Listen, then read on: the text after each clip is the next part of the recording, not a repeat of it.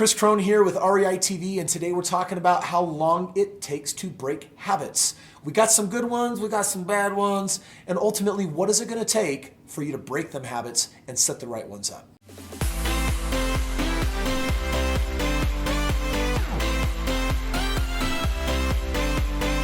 So how long does it really take to break a habit? How many licks does it take to get to the center of a lollipop or a twisty pop, or what do they call those things? Anyways, habits. There's a lot of science out there that says that it takes a certain amount of time, a certain number of tries, a certain type of effort. And you know what? I think that's bullcrap. I think the difference honestly comes down to trying and commitment. Are you just interested in breaking a habit, or are you committed? Because the moment you move from interested to commitment, guess what? You actually get there. I remember growing up, my dad would have me pull weeds, sometimes for hours on end. And I always tried to get away with doing as little work as possible. And when my 3 older brothers left home, I remember when he asked me to weed the entire hillside. And so I went and I pulled all the big ones, I pulled all the little ones, and then when my dad came to check my work, I had done 90% of the work. But do you know his words? He said, "Son, that's a half-assed job." Pardon my French. But it was this point that said, no, Dad, that's 50%. I did 90%. And the point is this: anything less than 100% isn't going to get where you want to be. Anything less than 100% is being interested. You really want to change your habits, you want to know how much time it takes? Boom, it takes an instant, because it comes down to commitment. Breaking habits is about breaking beliefs, because every habit, every action first started where? Either for something that we said or something that we thought. And know that destiny is always formed from thoughts forming into words, forming into actions. If you want to change your habits, then what I'm going to do right now is I'm going to give you 4 powerful steps that if I were you, I would ritualize and I would do on a regular basis to ultimately step into awareness. Awareness is how you transform your life. And awareness starts with this idea that I don't know what I don't know, so I've got to tap in and figure out what that is. Here are the 4 steps that I want you to focus on. The first one is to create this daily routine of asking, what don't I know? What is the limiting belief behind this habit? What is the limiting belief that holds me back in life? And if you can invite yourself to get yourself grounded, quiet-minded, breathe deeply, ask and trust what comes up, then it is amazing how you can open the storehouses of wisdom to just open their floodgates and share exactly what you need to do. I call this intuition. So every morning I'm going to get proactive and I'm going to do my preventative medicine by just starting with this question in a grounded state. Do that with me right now. Close your eyes if you can. Take a deep breath. And what is the number one limiting belief holding me back? I'm not enough. Is that what came up for you too? It could be one of thousands of things. A limiting belief will present itself. Once you know that you have one, you got to question it. That's step 2. Ask for it, question it. Well, shoot, does it really benefit me? Does it serve me to actually bow down in my mind to be worshiping this idea that I'm not enough?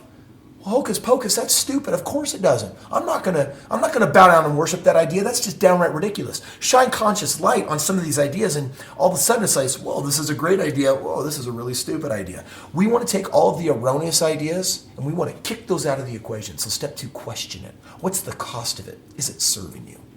Okay, the third thing that I want you to do is change it. Ask, question, change. If not being enough is creating the patterns and habits of things I don't want in my life, then what habits do I want to form? Well, based on a belief that says what? I am enough. Friends, this is a conscious process. This might be the first time in this moment that you or I have ever had this idea. I'm choosing to be enough. I'm 37 years on this planet and actually starting to make a really good choice, because my original choice set a long time ago was set to default called never disturb me, don't bother me, do not disturb. And now you're doing that. You're going to stir the waters with this new idea. So the third step is you've got to change it. And then the fourth and final step, guess what? You got to claim it. It's not now just enough to have an awareness of what needs to change, but you need to claim it. How do you do that? Well, claim it by owning it. That means that you don't just say it. You've got to what? You've got to feel it. Yes, yes, yes. For some of you, private people, get over it. You got to get in tune with those feelings. Those are your clues when you are in or out of alignment. You don't have to live life with negative feelings. They're just a clue that you've got a belief that's off kilter that's producing habits that you don't want. So how do you claim it? Well, for me, once in a while I get my warrior energy on, I stand on top of my chair and I declare it as loud as I can. Other times I just sit in my nice, quiet, meditative state and allow myself to feel how it feels to be enough. I feel peace. I feel calm. I feel content. Allow yourself to feel those feelings, and that'll allow you to help claim these. Now, those are the 4 basic steps. I do them every morning. In fact, the moment I go out of alignment, anytime during the day, the moment I feel any kind of negative emotion come up, I know that it's festering and feeding some habit I don't want. So step 1 I'm going to do is what? I'm just going to ask, what is it? Because I'm conscious in this moment, if I listen and trust, I'm going to get something.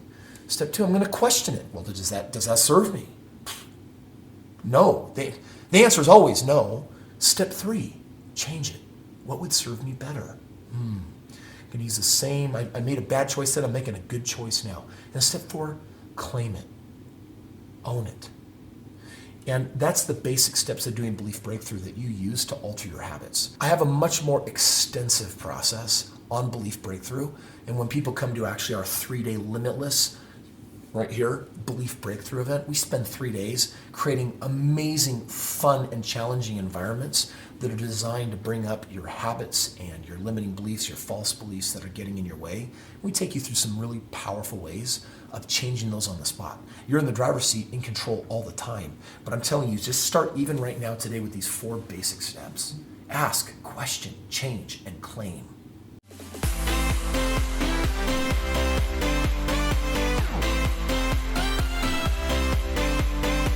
You know, some studies will tell you that if you do something long enough, do it for 3 weeks or 21 days or whatever, that it's scientifically proven to help break the pattern. Listen, a pattern in hindsight, when it really breaks, happens in a moment. And if you want to create the most powerful habit-breaking moments, I want to invite you to come and join our 3-day event Limitless. There's a link below where we're going to comp you and give you a free ticket. We have people joining us from all over the world coming to this very special event who want to master breaking the habits they don't want in their life and replace them with the ones that will get you where you want to go. You got this one life to live. Decide to live limitless, and we'll see you next time.